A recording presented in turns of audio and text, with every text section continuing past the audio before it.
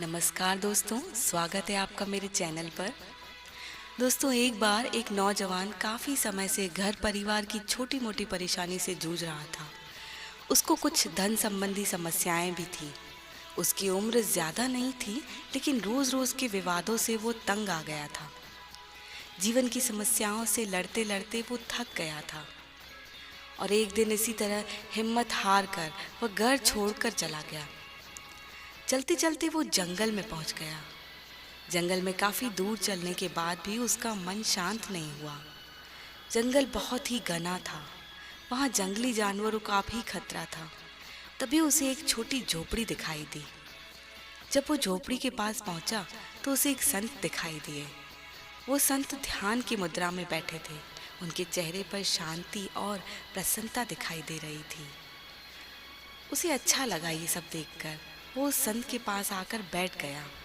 जब संत ने उसे देखा तो उसका परिचय पूछा। लड़के ने बताया कि वो अपने जीवन में परेशान हो गया है और मरना चाहता है, इसीलिए जंगल में सब कुछ छोड़ छाड़ कर आ गया है।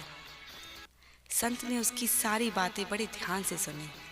वे समझ गए कि कम उम्र में मिले तनाव के कारण ये बहुत निराश हो गया है। उन्होंने नौजवान से कहा, बेटा, जीवन में समस्याएं तो आती जाती रहेंगी। समय एक सा नहीं रहता। तुम्हें इस तरह निराश नहीं होना चाहिए। फिर संत ने उस लड़के को समझाने के लिए एक कहानी सुनाई। संत बोले, एक बार एक बच्चे ने अपने आंगन में 2 पौधे लगाए, एक नीम का, दूसरा गुलाब का।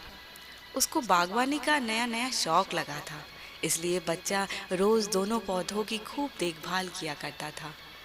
रोज पौधों को पानी देना, धूप छांव का ध्यान रखना। इधर उसको गुलाब के पौधे से उम्मीद थी कि जल्दी से जल्दी उसमें फूल आ जाए, इसलिए उसका कुछ खास ख्याल रखने लगा। उसको पानी भी ज़्यादा देता, खाद भी ज़्यादा भर दिया।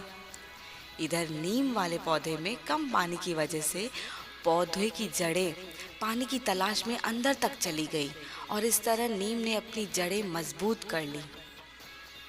ज़रूरत से ज़्यादा पानी और खाद मिलने के कारण गुलाब के पौधे की जड़ें मजबूत नहीं हो पाई। एक दिन जब तेज़ आंधी और बरसात आई, तूफान में गुलाब का पौधा जल्दी ही उखड़कर गिर गया, परंतु नीम का पौधा आंधी तूफान में भी खड़ा रहा, क्योंकि उसने अभावों में अपनी जड़ें मजबूत कर ली थी।